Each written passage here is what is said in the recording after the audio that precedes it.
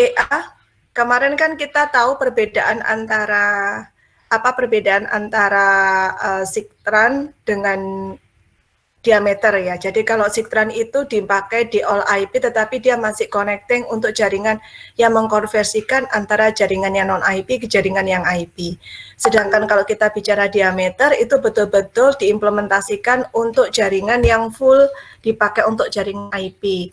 Dan implementasi diameter itu tentunya karena dia dipakai untuk yang all IP, dipakai untuk yang all IP ya, sehingga salah satu implementasinya itu adalah di jaringan LTE, karena LTE itu adalah jaringan seluler yang semuanya sudah full IP ya, tidak ada lagi all IP, tidak ada lagi yang berbicara yang non IP. Jadi seperti kita tahu LTE itu disebutnya EPS, Evolve Packet System. Isinya ada dua, ada EUTRAN, Evolve UTRAN ditambah dengan EPC, Evolve Packet Core. Jadi semuanya ini sudah digital gitu ya, semuanya sudah digital dan semuanya sudah all IP.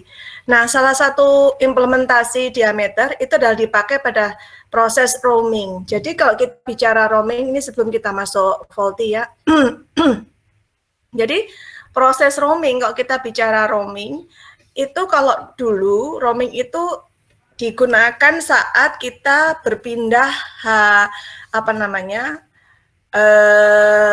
berpindah HLR ya. Jadi misalnya Bu Asri ada di Malang gitu ya, biasanya saya ada di Jakarta, saya berada di Malang, itu menjadi roaming. Tapi sekarang roaming ini lebih digunakan untuk komunikasi, terutama adalah antar negara dan antar PLMN.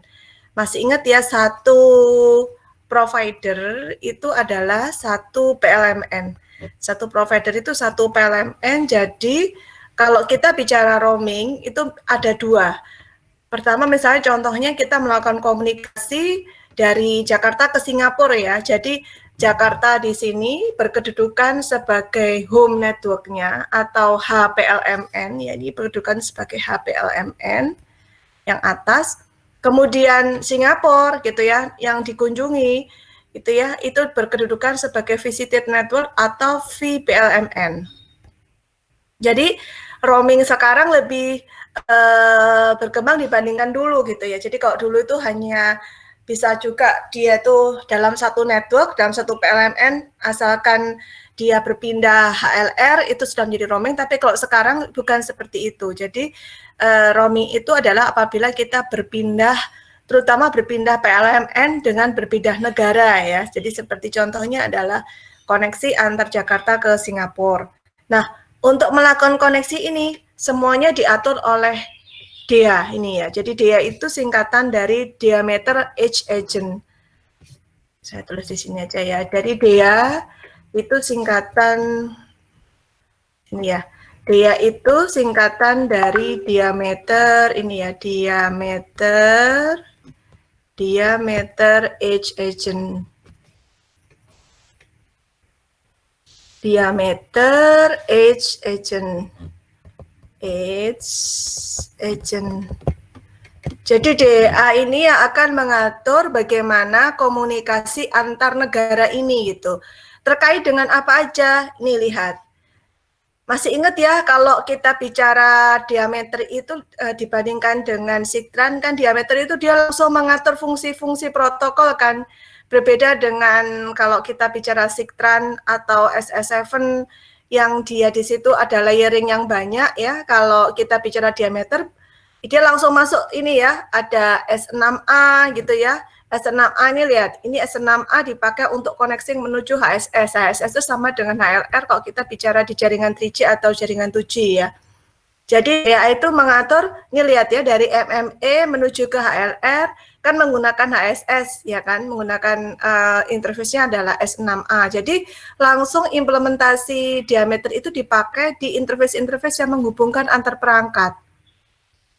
Yang pertama untuk apa? Untuk mengenali. Jadi misalnya kita ada di, misalnya saya nih ya, berada di Jakarta, kemudian saya roaming ke Singapura.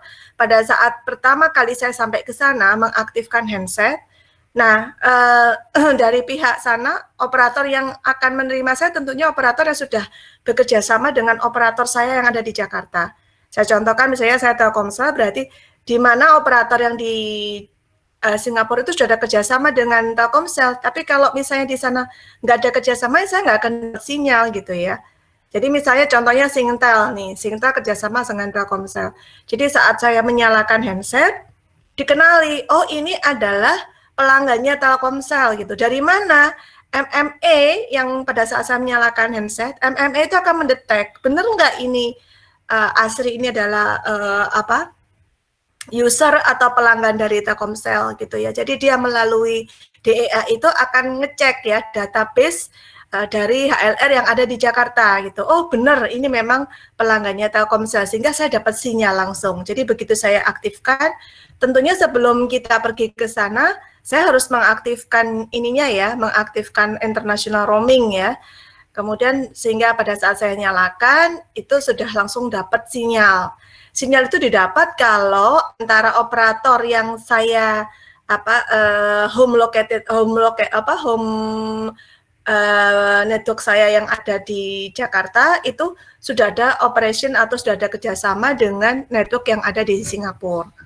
Oke, nah setelah itu apalagi nih fungsi yang lain, DEA ini juga mengatur proses yang terkait dengan nanti saat saya melakukan transaksi, yaitu dengan menggunakan S9. Nih S9, saya kasih warna lain ya, maaf.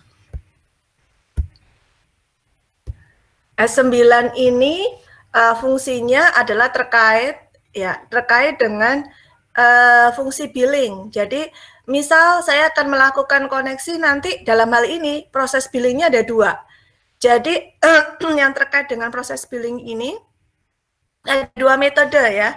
Yang pertama, metode pertama adalah home rotate.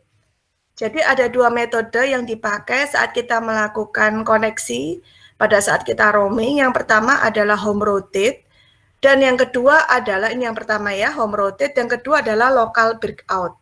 Nanti kalau ada yang bertanya langsung aja ya, apa bedanya antara home rotate dengan local breakout? Jadi kalau home rotate itu segala proses yang terkait dengan proses pada saat kita melakukan komunikasi ya, proses billing dan proses chargingnya itu dilakukan oleh home PLMN-nya. Home PLMN-nya berarti adalah operator tempat kita asal kita dari mana. Nah itu semua proses billing, semua proses serving itu dilakukan oleh home PLMN-nya. Jadi prosesnya dilakukan di HPCRF. Nih lihat di sini, dilakukan di HPCRF. Ini dikatakan sebagai home rotate.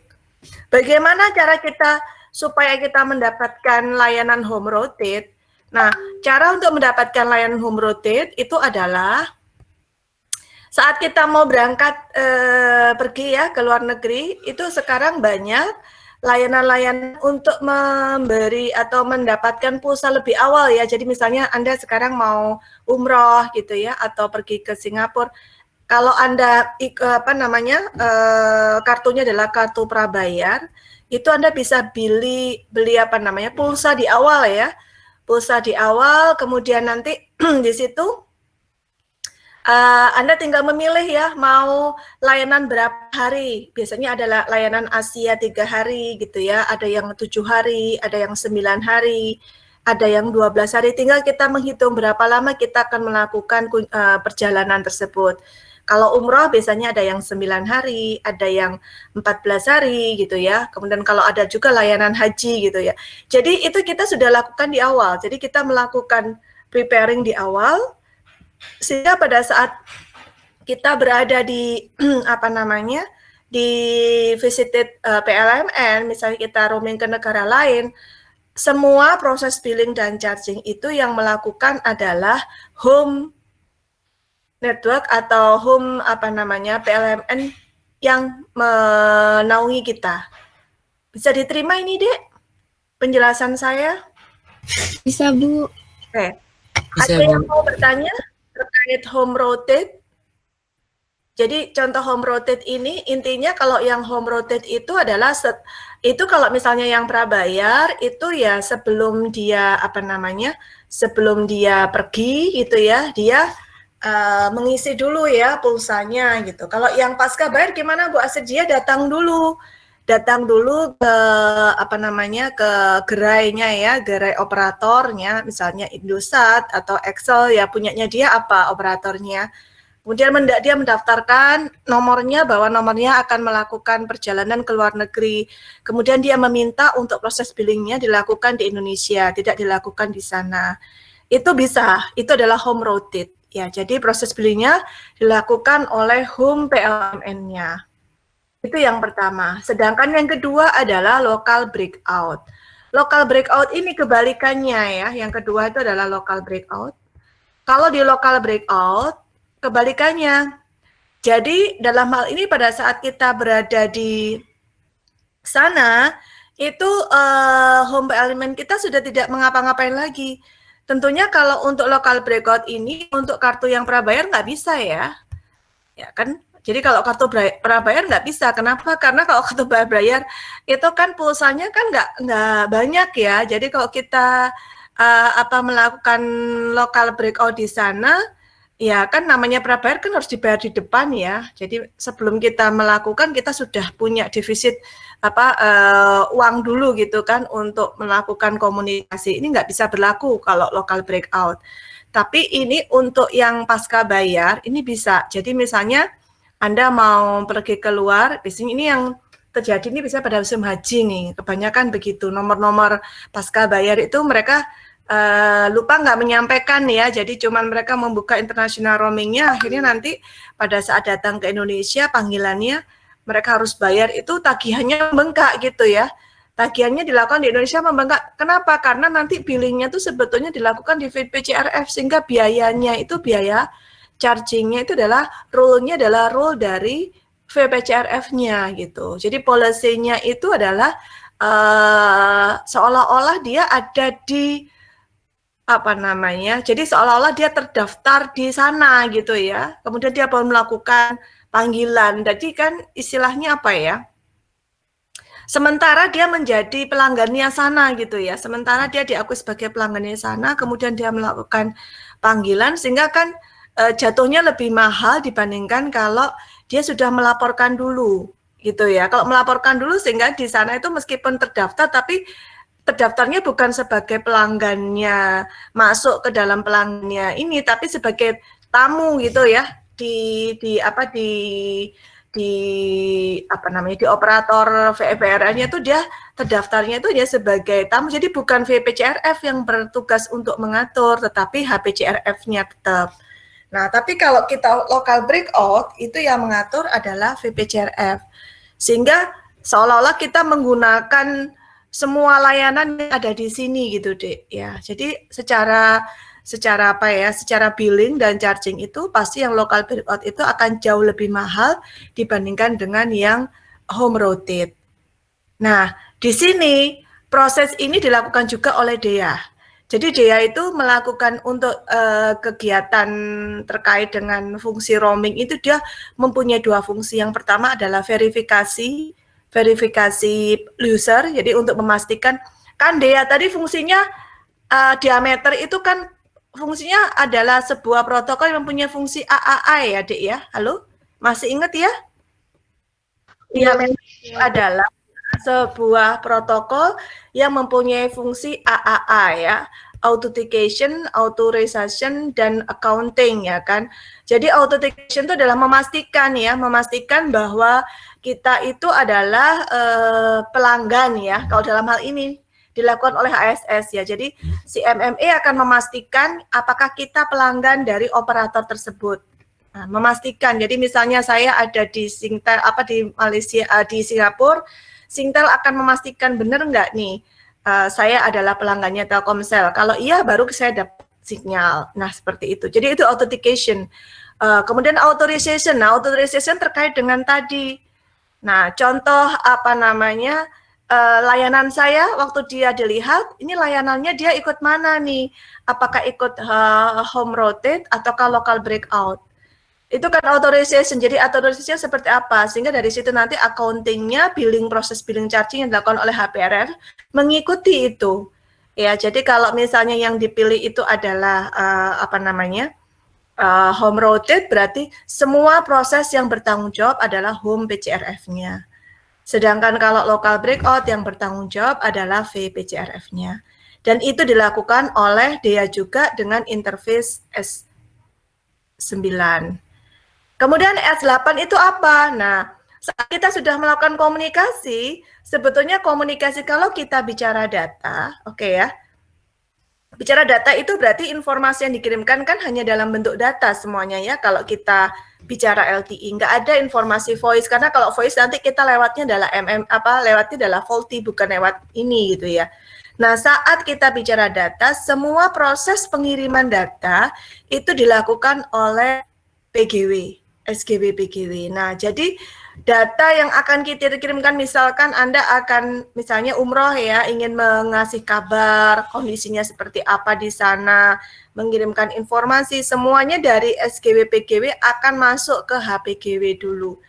Jadi HPGW ini adalah untuk membawa fungsi data ya, ini adalah untuk membawa fungsi data, sedangkan fungsi signaling semuanya dilakukan oleh MMA. MMA itu adalah membawa fungsi signaling. Jadi sangat berpengaruh sekali implementasi DEA ini pada saat proses roaming. Jadi nanti kalau misal ya, saya tanya, sebutkan contoh implementasi diameter pada jaringan telekomunikasi di Indonesia. Anda bisa mencontohkan jaringan LTE pada saat proses roaming dan gambarkan misalnya ya, Anda bisa menggambarkan ini. Atau terserah, Anda bisa menggambarkan lagi proses yang terjadi kalau kita nggak roaming, ya misalnya proses antara MMA dengan HSS ya. Tidak harus roaming kan, ini kebetulan pas roaming. Nah, itu semua contoh-contoh implementasi penggunaan diameter. Jelas ini, Dek? Halo? Jelas, Bu. Oke ya. Jelas, Bu. Jadi kalau kita lihat ya, kalau tadi ya bedanya tadi kalau home rotate kan yang mengelolakan semuanya adalah tetap PLMN kita ya. Tapi kalau local breakout yang mengelola itu adalah semua adalah VPLMN. Jadi seolah-olah ini si HPCRF sama HSS itu fungsi-fungsi MMA segala macam itu semuanya sudah di breakout, semuanya digantikan oleh fungsi jaringan yang ada di VPLMN-nya. Ini saya gambarkan tadi, seperti yang tadi saya gambarkan di sini nih ya. Saya tunjukkan di sini. Jadi semua proses itu dilakukannya itu semuanya ada di VPLMN-nya. Jadi elemen-elemen EPC yang apa namanya, yang bertanggung jawab setelah proses local breakout, seolah-olah itu kita jadi lepas dari keanggotaan, apa bukan keanggotaan ya, lepas dari kita terdaftar, lepas sementara dari kita menjadi menjadi user dari operator yang ada di home PLMN, kemudian kita menjadi user yang ada di VPLMN, itu local breakout. Jadi seolah-olah kita berpindah ke sana sementara waktu sampai kita balik lagi ke home elemen kita. Jadi intinya itu. Jadi kenapa kok local breakout itu jatuhnya jadi lebih mahal dibandingkan kalau home rotate, karena memang semuanya itu diaturnya adalah di VPLMN-nya. Jelas, Dek, ini, Dek? Halo?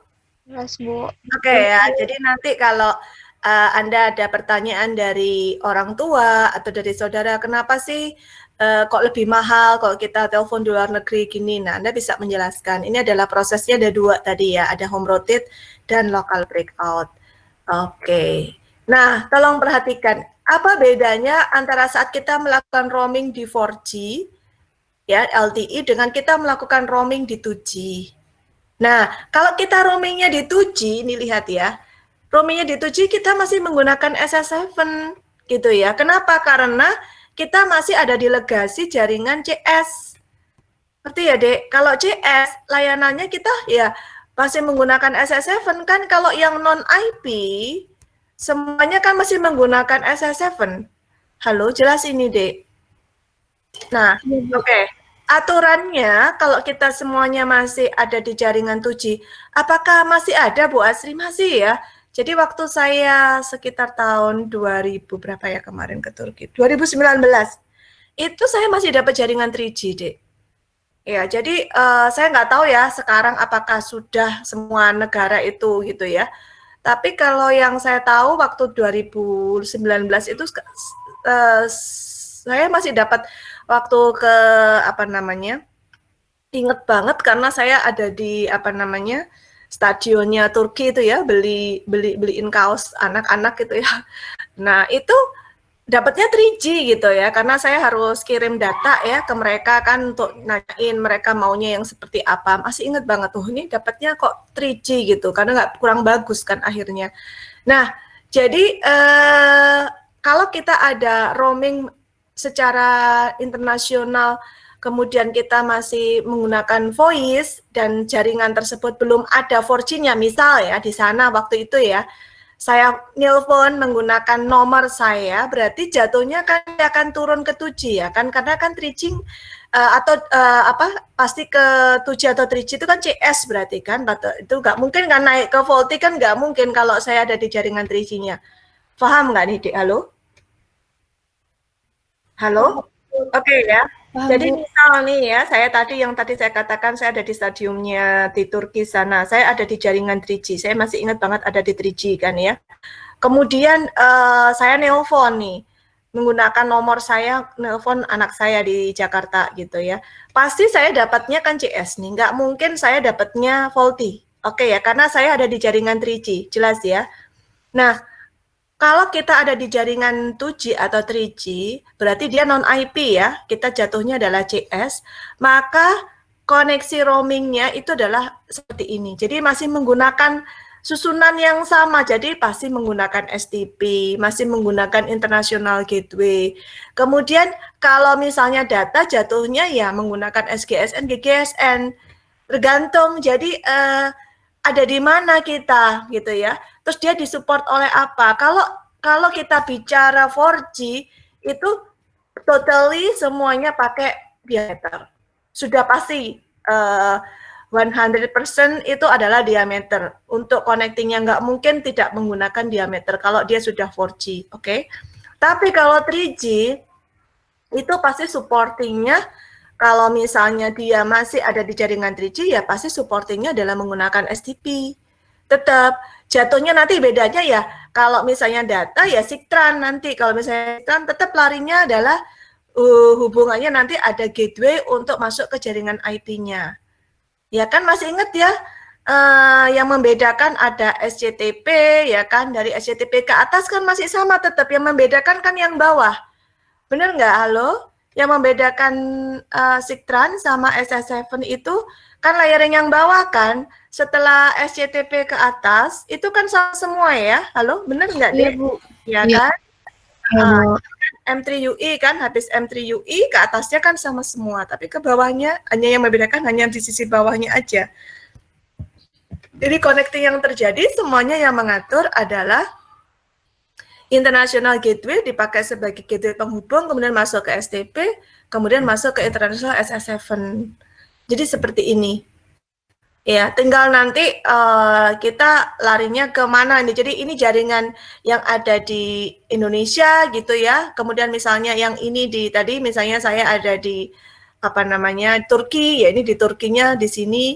Nah, antara Turki, antara apa namanya PLMN yang ada di Turki dengan yang di Indonesia, nah nanti connectingnya menggunakan International SS7 Signaling Network. Jelas ini deh. Atau kalau misalnya dia sudah menggunakan IP untuk data, ya masuknya ke internasional Sigtran. Jadi menggunakan Sigtran kalau sudah jalan di IP, misalnya dipakai untuk datanya. Jelas ini deh? Jelas, Halo? Oke, Jelas, Bu. ya. Ya, jadi Bu. seperti ini. Nah, jadi khusus diameter itu hanya khusus dipakai untuk LTE. Dan nanti kalau ada pertanyaan ya, apakah Bu Asri, apakah nanti di 5G itu kita masih menggunakan diameter? So far, kalau misalnya kita basic, ya jadi gini, 5G yang akan kita implementasikan di Indonesia, itu adalah 5G NSA, ya kan? 5G NSA itu adalah 5G yang pada dasarnya core-nya itu masih menggunakan core-nya 4G, ya kan?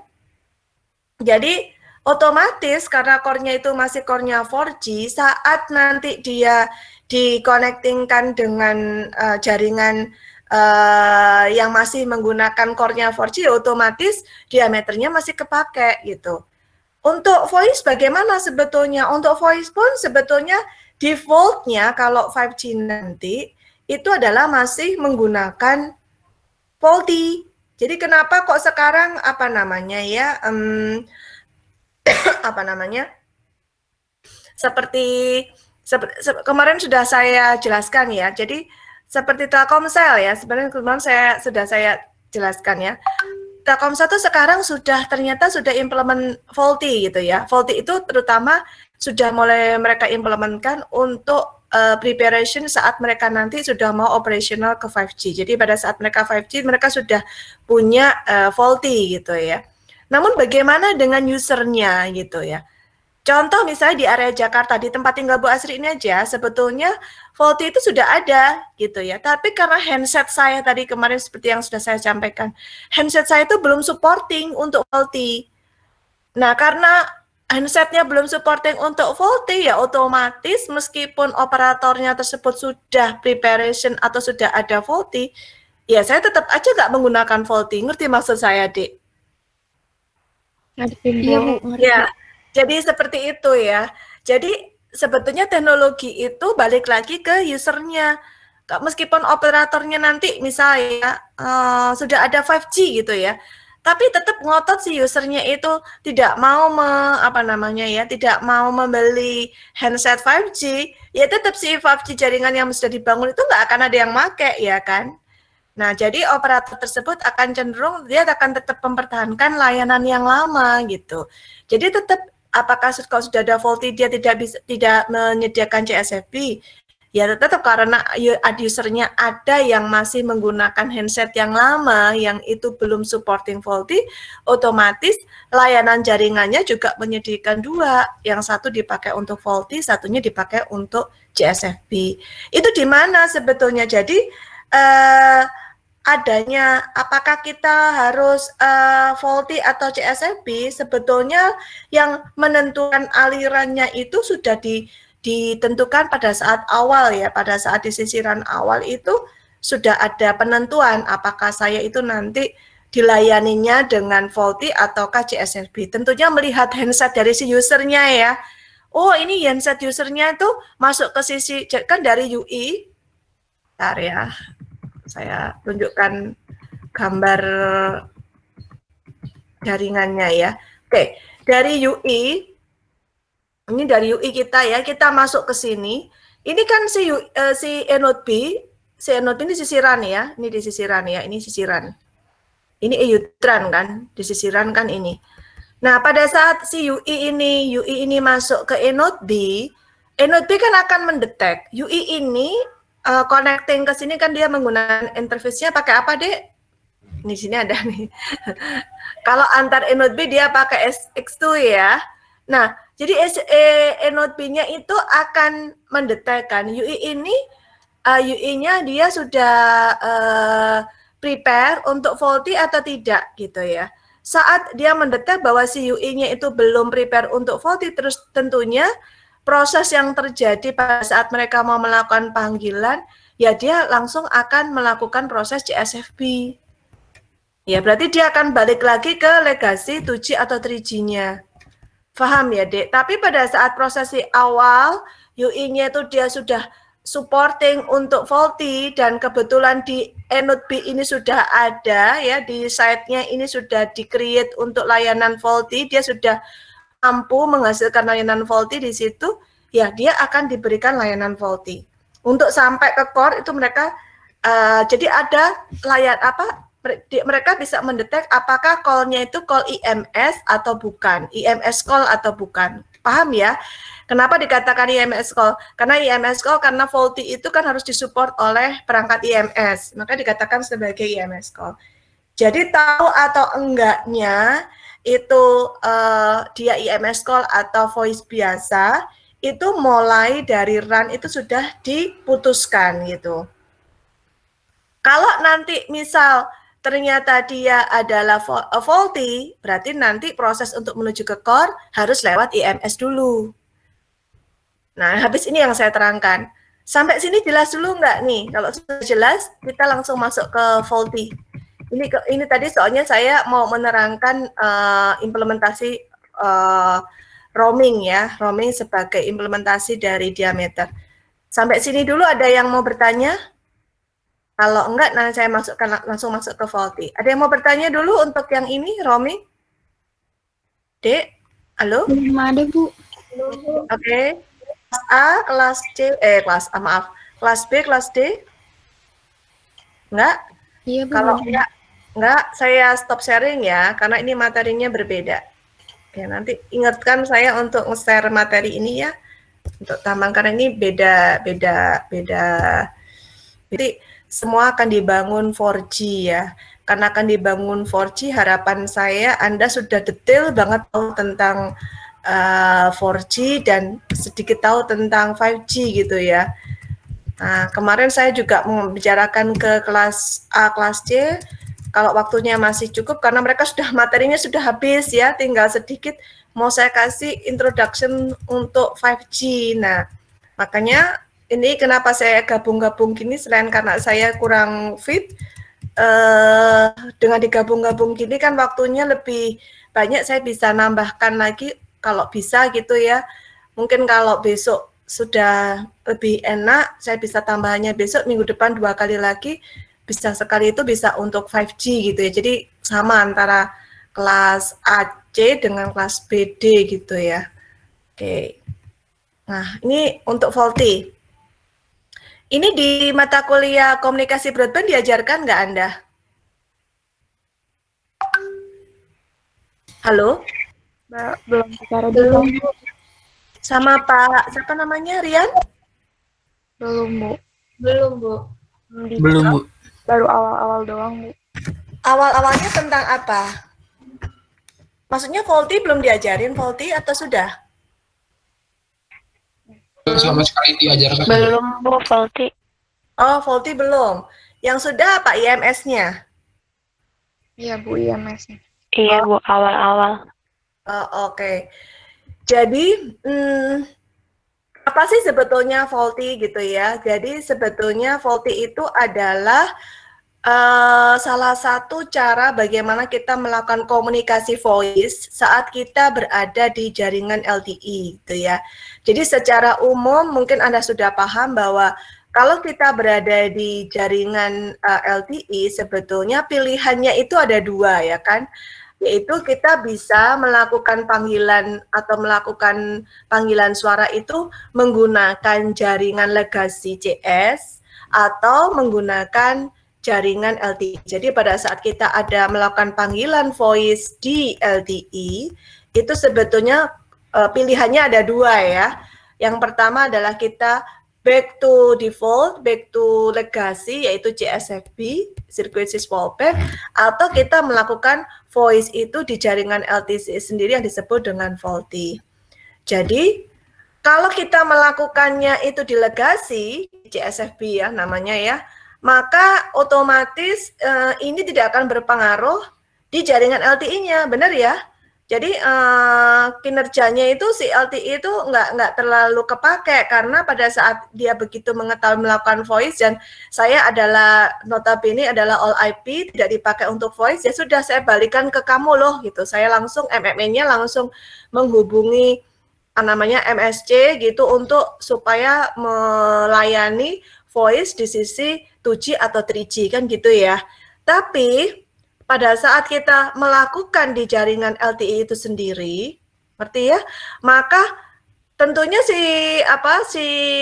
perangkat-perangkat yang ada di LTE tersebut kan bertanggung jawab ya bagaimana supaya panggilan yang ada tersebut berhasil dengan baik gitu. Nah, pada saat LTE tersebut dipakai untuk melayani voice, tentunya harus ada yang ditambahkan. Kenapa? Karena pada dasarnya LTE itu defaultnya bukan untuk voice. Defaultnya adalah untuk data. Sehingga dia butuh suatu perangkat yang dipakai sebagai istilahnya apa ya? Interface lah atau gateway lah ya. Yang untuk mengatur agar dia bisa melayani voice. Ya, sebagai call control fungsional ya, sebagai pengaturnya. Nah, pengaturnya itu adalah IMS. Ya, IP Multimedia Subsystem, IP Multimedia Subsystem. Oke. Jadi apa itu faulty? Jadi faulty adalah bagian teknologi ya, teknologi yang bisa menghasilkan voice dan video call gitu ya, bukan hanya voice saja tetapi juga video call dengan menggunakan totally jaringan LTE sebagai core-nya gitu ya. Tapi dalam hal ini memerlukan tambahan perangkat khusus yang disebut dengan IMS. Apa fungsi dari IMS? Dengan adanya IMS tadi memungkinkan agar si faulty tadi mampu ya menghubungkan antara UI dengan perangkat-perangkat yang lain gitu ya. Karena di sini MME itu kan dia fungsinya adalah fungsi signaling kan. Nah, jadi karena dia pada dasarnya itu hanya dipakai untuk data, saat dia dipakai untuk voice, jadi dia butuh tambahan satu perangkat gateway yang dipakai untuk mengatur fungsi AAA juga. Tapi AAA-nya yang terkait dengan voice, bukan yang terkait dengan data. Kalau terkait dengan data kan dia bisa ke SGW PGW. Halo, ngerti maksud Bu Asri, Dek? MME, iya. Oke, paham ya. MME saat dia melayani fungsi data, berarti kan connecting signalingnya itu akan dikoneksikan ke SGW PGW ya. SGW PGW itu untuk membawa data. Nah, tapi ini bukan data loh, ini adalah voice gitu. Nah, berarti saat saya mau melayani fungsi AAA terkait dengan voice itu saya harus kemana? Nah, itu semua layanan tersebut nanti diberikan oleh IMS. Gitu, intinya seperti itu. Nah, apa keuntungan dari faulty? Keuntungan dari faulty banyak. Yang pertama, superior call quality. Jadi, sekarang yang Anda rasakan kalau Anda nelpon data, contohnya menggunakan WhatsApp, menggunakan Line, atau menggunakan, saya nggak tahu, yang belum jarang menggunakan Telegram, mungkin bisa juga pakai Telegram ya. Yang saya pernah sih pakai Line itu ya, dan Line itu lebih bagus jadi kalau Anda lagi roaming di luar negeri ya, Anda pergi ke luar negeri, itu kalau untuk layanan voice-nya itu lebih bagus pakai Line daripada pakai WhatsApp, Dek. Saya nggak tahu ya, Line itu, dia itu punya SIM box yang ilegal sebetulnya ya. Jadi kalau kita pakai WhatsApp itu kan connecting-nya hanya bisa dilakukan oleh sesama nomor WhatsApp kan ya. Misalnya saya punya nomor WhatsApp, Anda punya nomor WhatsApp, kita bisa calling-calling gitu kan ya. Tapi kalau Line, canggihnya itu kita bisa connecting ke nomor-nomor yang lain, bukan hanya nomor lain itu gitu ya. Nah, dan ini bagi operator sebetulnya kecurangan ya, hal yang tidak bagus bagi operator. Jadi layanan-layanan melalui WhatsApp, melalui Line itu ya disebutnya sebagai OTT, over the top gitu ya, over the top. Jadi ini itu dia sebetulnya jatuhnya di jaringan itu ilegal ya. Jadi nggak bagus sebetulnya. Jadi dia tuh memanfaatkan jaringan yang dipakai gitu ya dengan membawa voice gitu. Jadi dia punya tambahan yang seperti ini nggak boleh gitu ya. Apalagi untuk lain-lain tuh punya SIM box yang sebetulnya sama operator tuh berusaha. Jadi operator sebenarnya sudah berusaha untuk mematikan ya. Tapi nanti mereka membuat lagi. Setiap hari itu membuat terus. Jadi jangan kira ya kalau di operator itu pekerjaan IT itu gampang gitu. Jadi setiap hari mereka itu harus ngecek firewall-nya ya, ngecek yang mencoba untuk masuk ke jaringan mereka gitu ya. Setiap hari itu ya, setiap detik ya bahkan. Nah, seperti itu. Nah, kalau Anda bandingkan nanti layanan voice antara OTT dengan layanan yang menggunakan faulty, di mana kalau faulty itu kan sudah menggunakan default jaringan, itu pasti kualitas panggilannya jauh gitu ya. Jadi pasti akan lebih bagus kalau kita menggunakan faulty. Kalau Anda menggunakan WhatsApp kan suaranya putus-putus, jelek dan segala macam ya.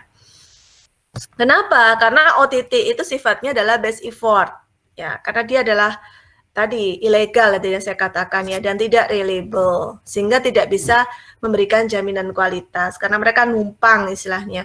Tapi kalau QoS faulty itu QoS-nya jauh lebih bagus karena mereka memang betul-betul menggunakan jaringan yang sudah dibangun itu, memanfaatkan perangkat semua yang ada di situ. Tidak cuma sekedar numpang lewat aja gitu. Itu yang pertama. Yang kedua, kalau sudah ada ini sebetulnya kita nggak perlu OTT service gitu ya.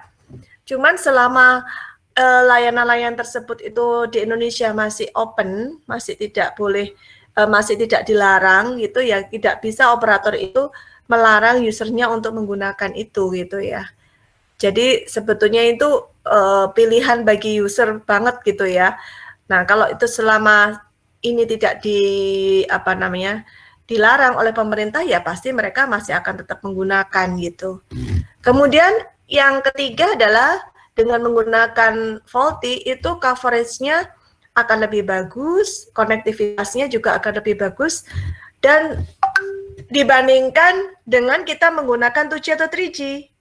Karena kalau 2G 3G kan berarti kita harus pindah lagi ke legasi jaringan 2G atau 3G, sehingga di sisi handset kita itu juga nanti power baterainya itu lebih cepat habis, Dek. Karena kita harus pindah jaringan gitu ya.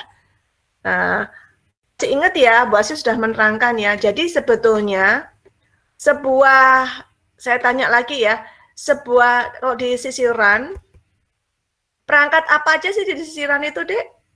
Kalau kita bicara di sisi RAN itu, kalau kita bicara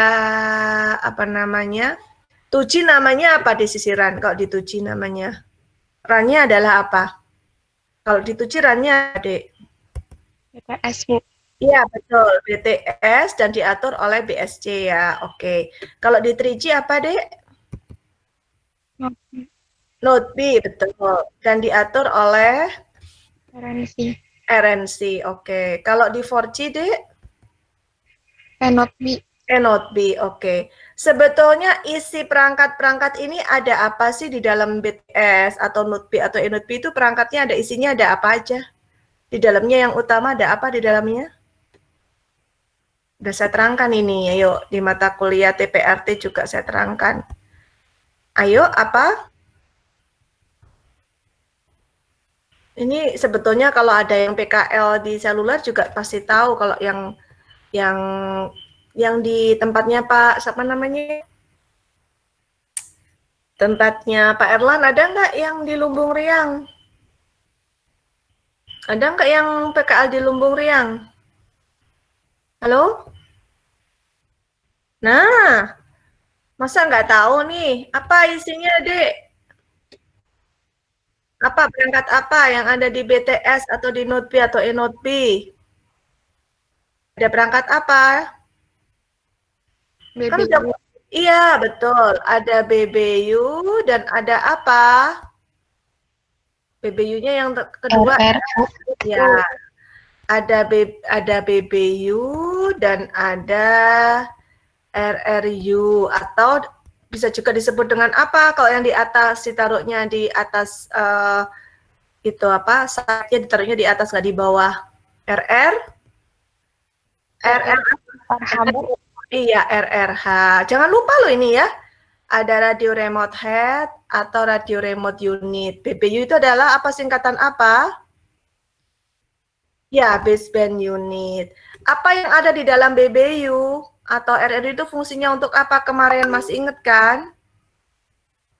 Untuk melakukan untuk melakukan apa? Iya, betul. Modulasi sama multiplexing. Iya, melakukan proses modulasi dan multiplexing. Nah, ini kan kemarin sudah saya terangkan ya, jadi rak-nya BBU itu, jatuh satu BBU ini kemarin, kalau yang di tempatnya Pak Erlan, kalau mahasiswa saya itu mereka melakukan ini, Dek.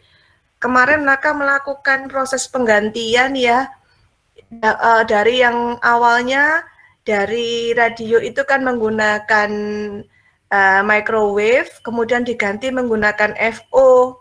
Saya nggak tahu kalau yang bimbingan saya, atau bukan bimbingan saya ya, mahasiswa BM itu yang di Pak Erlan rata-rata proyeknya melakukan itu gitu. Jadi mereka ini melihat dari BBU-nya. Nah, BBU-nya itu nanti kan sebetulnya 2G, 3G, 4G itu kan di dalam sini ya.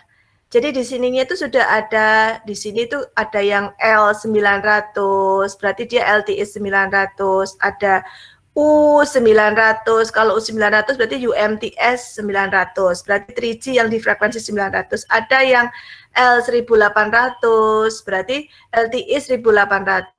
Ada yang G900, G itu berarti GSM, berarti 2G 900. Jadi ini tergantung dari isi dari BBU-nya, itu ada di situ. Jadi setiap site itu kan ada BBU-nya, di dalam BBU itu ada rak-nya itu ada slot-slotnya, nanti itu slotnya tergantung. Jadi sebuah site itu dikatakan dia 2G, apakah 3G, ataukah 4G, itu tergantung dari isi BBU-nya. Kalau BBU-nya di situ ada 3G-nya, ya berarti 3G-nya tinggal dilihat. Dia 3G-nya dia menggunakan frekuensi berapa? Sebetulnya yang umum kan 2100 ya, U2100. U2100 artinya UMTS 2100. Artinya ini adalah 3G di frekuensi 2100. Gitu. Kalau L900 berarti 2G-nya udah nggak dipakai tuh. Berarti di situ 900 yang untuk 2G dipakai untuk LTE. Ada nggak Bu yang begitu? Ada. Untuk site-site yang memang kebutuhan datanya tinggi dan dia sudah faulty, ya mungkin bisa jadi kapasitas yang dipakai untuk 2G-nya udah dialihkan untuk 4G gitu ya. Jadi itu tergantung dari mana? Tergantung dari apa? Tergantung dari usernya di situ. Kalau usernya di situ sudah nggak banyak lagi menggunakan 2G, akan sangat berbeda ya site yang ada di Jakarta, apalagi di tengah kota Jakarta ya, dengan site yang ada di Banten katakanlah, di pinggiran ya. Di pinggiran bahkan mungkin bisa jadi belum ada 4G gitu ya, cuma ada 3G sama 2G saja. Tapi kalau di Jakarta rata-rata semua sudah 4G. Mungkin 3G-nya aja yang bahkan yang sudah dihilangkan, mungkin jadi L2100. Artinya 2100 untuk 3G-nya sudah dipakai untuk 4G. Ngerti maksud saya ini, Dek? Halo? Paham ya? Nah, jadi pada saat kita menggunakan VoLTE di 4G, maka artinya kita mengurangi service voice call CS fallback ke 2G atau 3G kan. Dengan demikian handset dari si user itu tidak harus berpindah dari 4G ke 3G atau ke 2G, sehingga secara live, secara kemampuan kapasitas baterainya akan lebih bagus.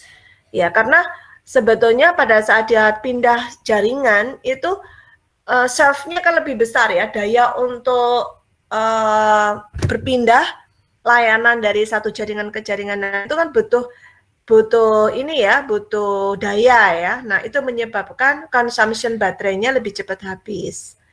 Oke. Kemudian yang keempat, kelebihannya adalah ada layanan video call, di mana video call-nya juga mempunyai performance QoS yang jauh lebih bagus dibandingkan kalau kita melakukan video call menggunakan OTT ya, FaceTime ya, biasanya yang kita pakai itu FaceTime gitu ya. Nah, itu akan lebih bagus jika kita menggunakan VoLTE dibandingkan kita menggunakan FaceTime atau menggunakan Skype gitu. Jelas sampai sini, Dek? Jelas, Bu. Ya. Ada yang mau bertanya sampai sini? Oke, monggo silahkan.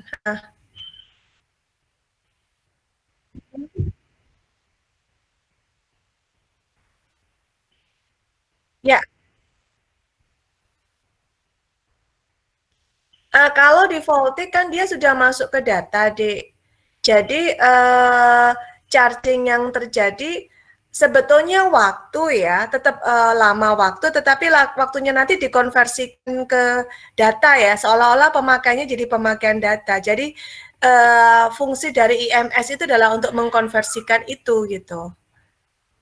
Ngerti ya maksudnya ya? Jadi tetap lama waktu karena kan dalam melakukan koneksi kan kita melihatnya berapa lama waktu yang kita pakai. Tetapi lama waktu itu dikonversikan, lama waktu itu dengan lama waktu sekian itu pemakaian data yang kita gunakan itu berapa lama waktu yang dipakai untuk berapa lama data yang kepakai dengan lama waktu sekian itu gitu. Paham ini? Oke. Oke, jelas ya. Ada lagi yang mau bertanya? Ada lagi yang mau bertanya? Oke, kalau enggak saya lanjut ya.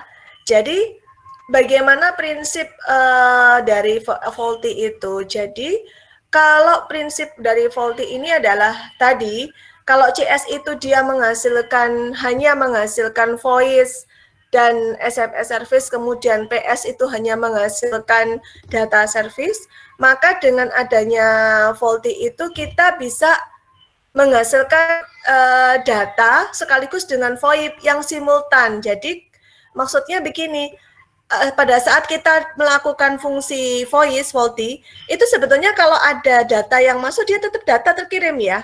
Cuman memang kita nggak bisa dalam satu waktu langsung menghandle dua gitu kan nggak bisa ya, Dek. Tapi artinya data yang masuk itu tetap bisa terproses gitu. Jadi si EPC nanti nih ya akan memerlukan IMS itu untuk mengontrol tadi kalau ada fungsi data dengan fungsi voice yang kita lakukan. Nah, jadi si IMS ini termasuk juga tadi seperti yang ditanyakan tadi, yang nanyain siapa yang pertanyaan tadi? Tadi yang tadi si IMS ini juga yang berfungsi untuk mengontrol kebutuhan data, berapa kebutuhan data yang dipakai untuk voice kita itu ada berapa. Nah, itu semua yang mengontrol adalah IMS gitu ya. Jadi IMS ini nanti yang akan mengatur semuanya, termasuk nanti ada yang namanya SRVCC. Jadi gini, tapi SRVCC ini hanya bisa dipakai oleh operator yang punya legasi 2G 3G. Saya ulangi ya, SRVCC ini adalah service yang dihasilkan oleh IMS sebetulnya. Tujuannya untuk apa? Tujuannya untuk menghasilkan call continuity antara LTE dengan CS. Saya ulangi ya, jadi IMS itu punya layanan namanya SRVCC ya, yang tujuannya untuk menyediakan call continuity. Call continuity antara jaringan LTE dengan jaringan 2G dan 3G. Contohnya gimana? Jadi misalnya begini, misal saya itu sedang telepon ya, menggunakan VoLTE ya, pakai VoLTE nih di jaringan 4G. Tiba-tiba kan anggap saya ini teleponnya nggak diam di tempat, karena kan kita mobile ya, jadi pada saat saya telepon ini saya bergerak nih. Oke, paham ya Dek ya? Nah, dari saya awalnya site saya itu yang supporting VoLTE, saya berpindah ke jaringan yang di situ nggak ada VoLTE-nya. Paham nih, Dek? Bisa nggak? Jadi misalnya gini ya, ini satu site nih ya, ini site ya. Tadi kan saya bilang ya, site itu dibangun ada VoLTE atau enggak kan tergantung sisirannya ya. Ini site. Oke. Saya gambarkan ini adalah site yang sudah disupport oleh VoLTE. Di sini adalah site, ini saya kasih warna lain ya. Ini adalah site yang belum disupport VoLTE, no VoLTE. Oke. Terus saya telepon nih. Nih misalnya ini adalah user ini ya. Nah, user ini melakukan call, panggilan. Dia moving, bergerak pada saat dia moving, misalnya contoh misalnya saya pulang dari Jakarta gitu menuju ke luar ke Jawa lah ya. Di Cikampek itu semua masih VoLTE ya, tapi begitu kita mau masuk perbatasan menuju ke Cirebon gitu ya. Nah, itu Cipali arah ke Cirebon itu ada yang tidak tercover VoLTE, belum di-upgrade ke VoLTE. Berarti otomatis di sini kan di covernya 2G 3G ya, CSFB kan. Halo? Halo, bener ini? Halo, Dek? Iya, Oke. Nah, Benar, Bu. si IMS itu dia punya yang namanya SRVCC. Jadi atau ini misalnya di sini nggak ada ya, ini nggak ada. Ini saya anggap dia nggak segini deh, sebentar. Ini perbatasan ya. Biasanya kan kalau perbatasan kota-kota itu kan agak ke desa biasanya nggak ada VoLTE ya. Tapi begitu dia masuk ke Cirebon, ini Cirebon nih. Ini Cirebon ya, ini Cirebon, ini Jakarta ya. Di sini sudah ada VoLTE-nya lagi nih. Nah, ini katakanlah ini teleponnya agak lama ya. Anggap ya ini teleponnya lama banget karena ada yang atau di sini deh mulai teleponnya jangan di sini ya. Mulai teleponnya mungkin jangan di sini. Nah, ini kejauhan nanti ya. Katakanlah kalau di tol kalau kecepatannya 140 km atau 120 ya. Kalau di tol kan Anda biasanya gitu ya. Kita nyetir 120 tuh nggak berasa ya kadang-kadang ya. Begitu berasa ini kok setirnya agak bergetar sedikit, kenapa dilihat speednya, oh ternyata 140 gitu ya kalau pakaiin. Tapi kalau lebih mobilnya lebih enak lagi nggak ada itunya, malah ya 160 nggak berasa ya kan. Nah ini jadi begitu kita masuk ke wilayah tadi ya, wilayah yang di sini tidak ada no VoLTE ya, yang di sini yang no VoLTE ini. Nah ini ada yang disebut dengan SRVCC.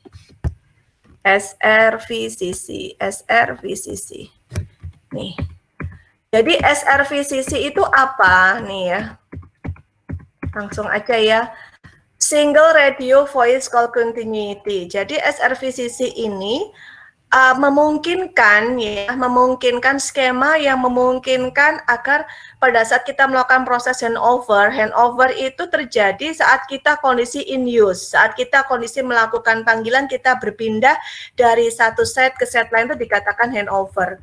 Jadi mana tadi gambarnya Bu Asri? Ya ini ya, jadi kita pada saat kita kondisi in use tadi ya, kita dalam kondisi kita melakukan panggilan, kita bergerak dari satu sel ke sel lain itu disebut dengan handover ya. Dan pada saat kita melakukan proses pergerakan tersebut, bisa jadi kita berpindah ke wilayah yang tidak ada VoLTE-nya. Nah supaya kita tetap merasakan tidak langsung drop, jatuh gitu ya. Nah ini si user di si IMS itu, kalau kita punya IMS, dia punya layanan yang disebut SRVCC. Jadi tetap menjamin bahwa panggilan kita itu nggak akan hilang, nggak akan jatuh gitu ya, nggak akan putus. Nah, jadi untuk sementara mungkin kita akan dihandle oleh jaringan 2G atau 3G yang ada di wilayah ini. Dan nanti setelah itu akan balik lagi gitu. Jadi SRVCC itu adalah layanan yang ada di yang disediakan oleh IMS, sebetulnya disupport oleh IMS dengan tujuan kenapa? Pada awalnya itu VoLTE itu nggak mungkin dibangun di seluruh wilayah Indonesia. Jadi sama seperti VoLTE di Telkomsel sekarang tuh nggak dibangun di semuanya langsung VoLTE, nggak. Tapi pasti dia akan memilih wilayah-wilayah tertentu, terutama yang kota besar dulu biasanya. Baru nanti kalau dirasakan semua sudah membutuhkan, mereka akan membesarkan pergerakannya gitu ya. Nah, jadi untuk tetap menjamin bahwa yang tidak tercover oleh VoLTE itu bisa tetap melakukan panggilan saat dia tidak ada di jaringan VoLTE-nya, itu dilakukan oleh IMS dengan menggunakan SRVCC. Jelas deh ini, Dek? Paham ini? Bisa dimengerti nggak? Paham, Bu. Paham, Bu. Oke ya. Nah, demikian juga nanti pada saat 5G. Mungkin nggak 5G itu langsung operator tuh bangun semuanya, dibangun 5G semuanya nanti? Halo? Enggak, Bu. Nah, jangankan begitu ya, operator aja mau menentukan, kan 5G kan ada 3 layanan kan ya, 3 services ya, ada URLC, MMTC, ada EMBB kan ya. Mau menentukan service mana yang mau saya pakai, itu pun mereka juga masih mikir ya, saya mau services yang mana nih. Nah, jadi layanannya karena setiap layanan itu butuh penanganan yang berbeda ya, kayak EMBB itu butuh kapasitas yang besar. URLC, latensi, dia butuh latensi yang rendah. Ya kan, MMTC itu ya nggak terlalu butuh kapasitas yang besar, nggak terlalu butuh latensi yang rendah. Contohnya Smart City itu MTC ya kan. Kalau low latency itu contohnya mobil yang bergerak sendiri kayak gitu ya. Kalau EMBB itu contohnya yang otomasi di perusahaan-perusahaan yang butuh bandwidth gede gitu ya. Nah, ini mereka masih mikir, ini saya mau memberikan layanan kemana gitu ya. Nah, jadi tentunya pada saat awal mereka pasti nggak mungkin mensupport 5G itu di semuanya gitu. Sehingga pada saat awal pasti nanti mereka akan tetap menggunakan VoLTE sebagai default untuk 5G. Jadi 5G itu defaultnya nanti adalah menggunakan VoLTE. Otomatis kan 5G itu kan core-nya menggunakan core-nya 4G ya kan, sehingga otomatis nanti layanan voice ya default-nya adalah default untuk VoLTE. Namun sebetulnya ada nanti teknologi yang lain yang di 5G yang dipakai yang disebut dengan RCS namanya Dek. RCS itu Rich Communication Switch ya, switch-nya itu bukan switch ya, switch. Jadi salah saya, sebentar maaf. Switch. Jadi RCS ini sebetulnya bentuknya adalah semacam voice application gitu ya. Tapi tetap aja meskipun sudah ada RCS itu tetap butuh IMS. Kenapa kok tetap butuh IMS? Karena ya sama seperti tadi penjelasan, IMS itu masih tetap butuh CSFP. Kenapa? Karena pada dasarnya saat dibangun jaringan 5G, nggak semuanya kan sudah 5G sama 4G ya kan, Dek? Masih ada nggak legasi pada saat saya tanya nih ya, pada katakanlah 2021 atau maksimum 2022 besok kan katakannya semuanya sudah harus ada 5G ya di Indonesia ya. Jatahnya kalau nggak tahun ini, kita lihat ya tahun ini apakah akan launching ataukah paling terlambat tahun 2022 akan sudah ada 5G nih. Nah, pertanyaan saya apakah di tahun 2022 ini masih adakah 2G? Atau kalau 3G mungkin sudah mulai dihapus ya. Tapi 3G masih ada nggak kira-kira? Pertanyaan Bu Asri. Masih. Nah, Masih. jadi ya.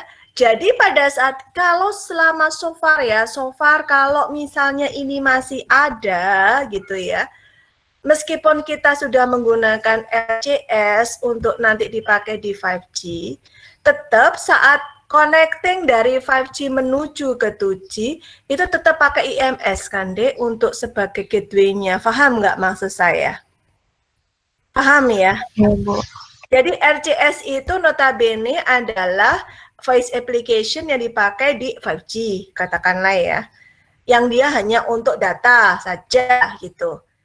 Nah, tapi saya mau loh, saya panggilannya itu jaringannya yang mau ngomong sama saya ini bukan hanya yang antar 5G tok loh ya. Ada yang user yang menggunakan PSTN, ada yang masih menggunakan, ya enggak sih?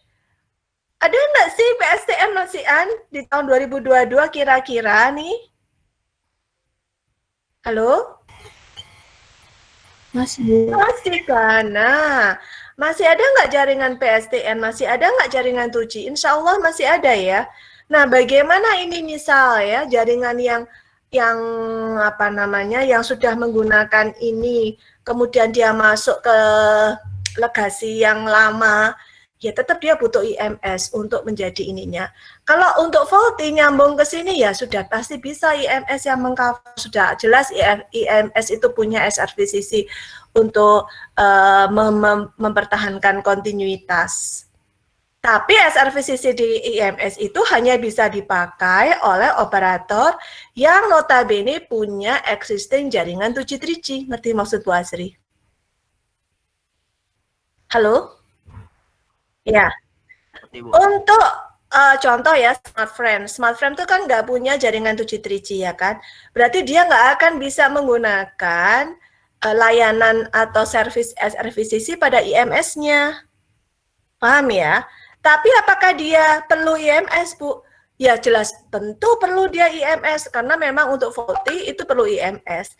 Dan IMS itulah yang dipakai juga mengatur saat operator smartphone, usernya smartphone itu mau connecting ke operator lain yang jaringannya beda.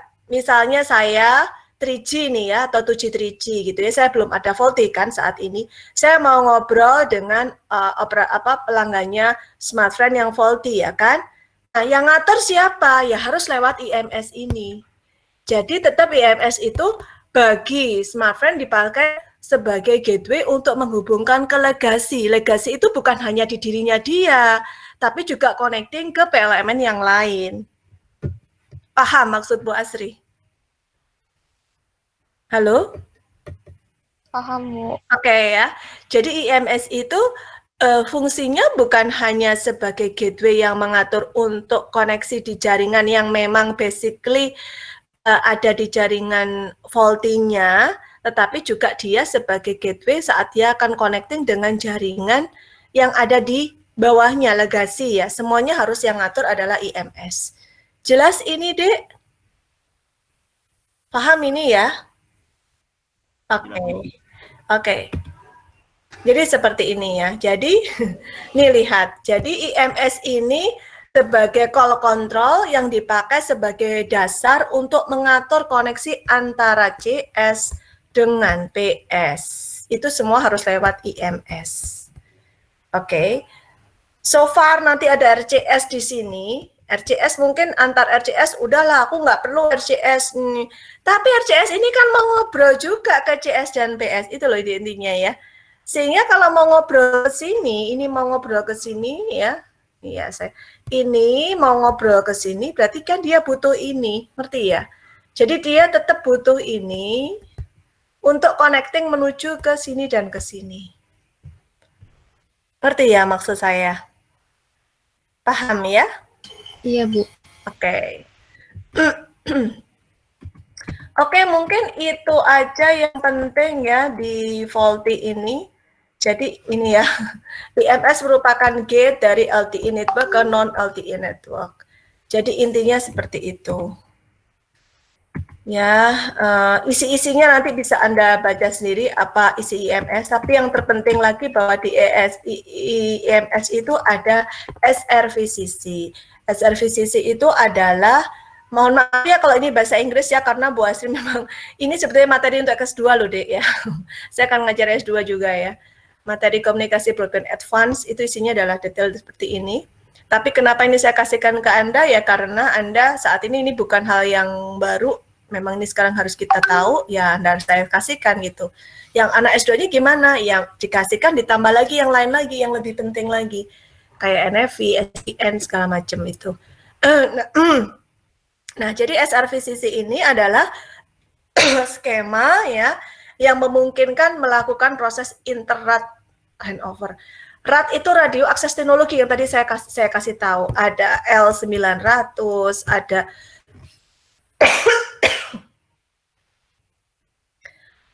U2100, ada L1800, itu adalah RAT, radio akses teknologi, based on frekuensi kerjanya. Setiap frekuensi nanti punya modulasinya sendiri-sendiri, benar? Benar atau salah ini? Halo? Iya, Bu. Oke. Pastinya ya, UMTS dia pakai, UMTS kan berarti 3G. 3G kan pakai 16 QAM atau 60 atau QPSK atau 16 QAM, kan gitu. Kalau kita bicara 4G, dia bisa pakai QPSK 16 QAM, 64 QAM, ya kan, atau 256 QAM. Jadi masing-masing ini radio akses teknologi ini punya modulasi yang berbeda-beda. Semakin tinggi teknologinya nanti di 5G gimana? Ya 5G beda lagi nanti. Nah, nanti makanya insya Allah ya saya coba deh. Mudah-mudahan ya waktunya cukup ya nanti saya akan mudah-mudahan jadi nggak beda ya dengan kelas mana namanya. Kalau bisa mungkin malah nanti jadiin satu aja. Nggak lah ya kebanyakan 4 kelas ya. 2 kelas saya. Antara 5G yang kelas A dengan C nanti mudah-mudahan Anda juga bisa ada waktu untuk saya jelaskan yang 5G-nya. Nih lihat ya, by using SRVCC operator are able to make the handover while maintaining existing quality of services, dan also ensuring that the call continuity meets the critical requirement for emergency call. Jadi untuk memastikan bahwa call continuity-nya itu akan tetap terjamin, itu intinya. Dan ada yang disebut dengan ESRVCC. Jadi ada namanya SRVCC. Ini lihat nih. Kenapa SRVCC muncul nih ya? Pada awal implementasinya, coverage 4G tidak sebagus dan seluas 3G. Oleh karena itu perlu adanya handshaking dari RAN sampai IMS untuk memastikan bahwa pembicaraan itu tetap berlangsung. Sehingga IMS ini atau SRVCC-nya ini harus di-install ke semuanya ya, di sisi radionya, di sisi IMS-nya, dan di sisi MGW-nya. Dan selain SRVCC ada yang disebut dengan ESRVCC, Enhanced SRVCC. Nah, ini Enhanced. Nah, apa bedanya Enhanced RSVCC dengan SRVCC? Jadi, Enhanced RSVCC ini ada satu proses yang mempercepat gitu ya. Jadi bedanya ini. Jadi kalau di ESRVCC itu tidak ada transaksi signaling dari IMS ke home network, tapi otomatis, sehingga apa ya, prosesnya itu lebih cepat gitu ya. Tapi kalau SRVCC itu nih lihat ya, gambarnya itu harus lewat IMS dulu, nanya ke IMS dulu gitu loh. Prosesnya itu harus ke IMS home dulu, baru kemudian ke 2G-nya, 2G atau 3G-nya, selalu begitu. Jadi dibawa ke IMS home-nya dulu, baru ke 2G, 3G. Tapi kalau ini nggak pakai dibawa ke IMS home, tapi langsung ke apa namanya, ke 3G atau 2G-nya, tapi dia butuh namanya ini, tambahannya. Ada namanya tambahan untuk menggantikan fungsi IMS home-nya tadi adalah namanya ditambah perangkat lagi namanya ATCF sama ATGW. Kenapa sih kok saya detailkan ini ya faulty? Karena tadi yang saya bilang, nanti ke depan itu 5G itu defaultnya adalah faulty. Dan saya yakin pada saat nanti sudah implementasi 5G dengan menggunakan faulty-nya, saya yakin bahwa existing 2G, 3G itu masih bakal ada, meskipun jumlahnya mungkin sudah nggak banyak lagi. 3G barangkali mungkin sudah nggak ada, tapi 2G masih akan ada. Selama 2G masih ada, maka proses SRVCC atau ESRVCC ini akan tetap berlangsung. Kira-kira begitu nggak, Dik? Ini belum dipakai justru. Ngerti ya, Dik? Sekarang ini belum diimplementasikan justru SRVCC. Mungkin iya, tapi nggak banyak gitu ya. Belum jadi mandatori. Kenapa? Karena kita sekarang tuh 4G belum terplan seluruh Indonesia, belum ada 4G semua seluruh Indonesia belum 4G, masih banyak yang 3G. Tapi ke depan kan seluruh Indonesia mau dijadikan 4G. Sekarang lagi dibangun. Indonesia bukan membangun 5G dulu loh, no. Kita bangun 4G sekarang besar-besaran. Kenapa? Karena basically nanti 5G itu adalah bisa NSA, yaitu bisa menggunakan core-nya 4G. Kalau langsung 5G, kenapa Bu Asri nggak langsung 5G aja? Karena belum ketahuan nanti usernya siapa. Paham nggak Bu Asri? Paham nggak ini, Dek? Paham, Bu. Oke.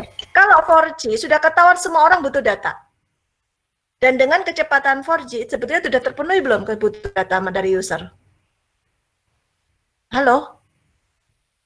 Kebutuhan data minimal dari user dengan adanya jaringan 4G sudah terpenuhi belum? Belum. Sudah, Bu. Nah, oke ya. Kita lagi internetan, kita main game dengan menggunakan jaringan 4G, kita ngerasa cukup apa enggak sih sebetulnya, pertanyaan saya? Cukup. Nah, oke ya. Nah, tapi nanti kalau kita menggunakan 5G, kecepatannya itu bisa lebih 10 kali lipatnya, tapi pulsa kita juga cepat habis. Mau Anda? Enggak. Nah, belum tentu kan? Ngerti ya maksud saya ya? Jadi kenapa kok ini sekarang saya tekankan? Karena 4G itu sesuatu yang sudah pasti. Sekarang lagi dibangun. Ya, kayak di Kalimantan tuh suami saya lagi membangun site BTS 4G itu sekitar 3.000 jaringan site yang baru. Dan itu harus jadi di nanti Lebaran. Jadi mereka bilangnya jadi Lebaran itu harus menggunakan baju baru, jadi setnya harus baru katanya. Dan banyak wilayah-wilayah yang belum dibangun ya. Makanya sekarang yang lagi digalakkan Open Run itu Open Run-nya dengan menggunakan 4G. Jadi ini termasuk bimbingan saya lagi bikin tentang Open Run untuk 4G itu banyak sekali wilayah yang belum di cover, bahkan bukan hanya 4G tapi belum ada 2G, tapi yang akan dibangun pasti adalah 4G dan 2G mungkin ya. Jadi 2G dan 4G-nya. Kalau misalnya nggak ada 2G-nya ya otomatis mau nggak mau di situ harus dikasih VoLTE, berarti harus tambah IMS. Ya kan, tapi saat di situ di sebelahnya nggak ada apa namanya jaringannya masih ada 2G-nya, ya berarti tetap IMS tersebut menggunakan SRVCC kan atau ESRVCC untuk connecting-nya.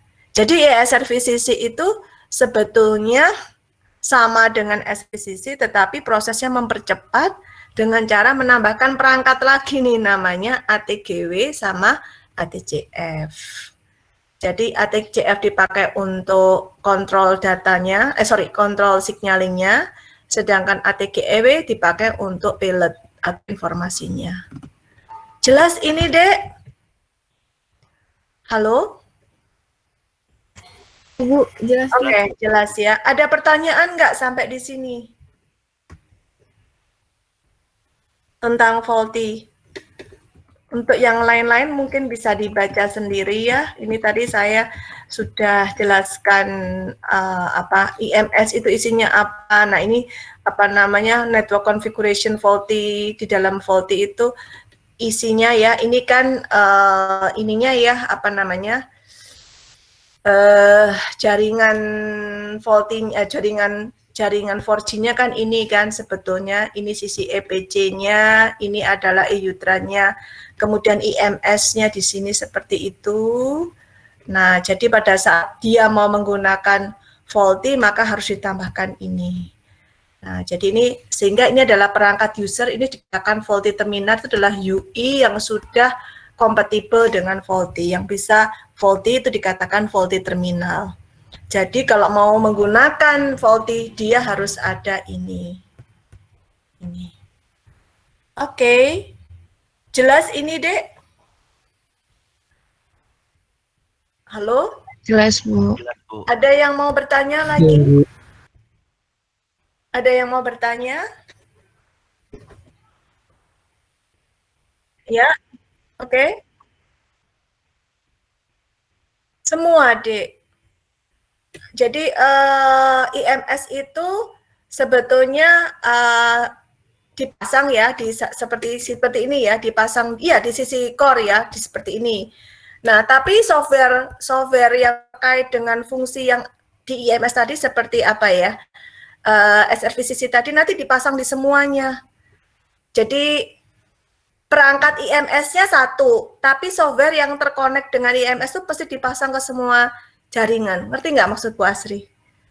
Jadi untuk menjalankan ini, ngontrol masuk ke sini itu kan ada software yang mesti di-upgrade ya, di apa ya istilahnya ya.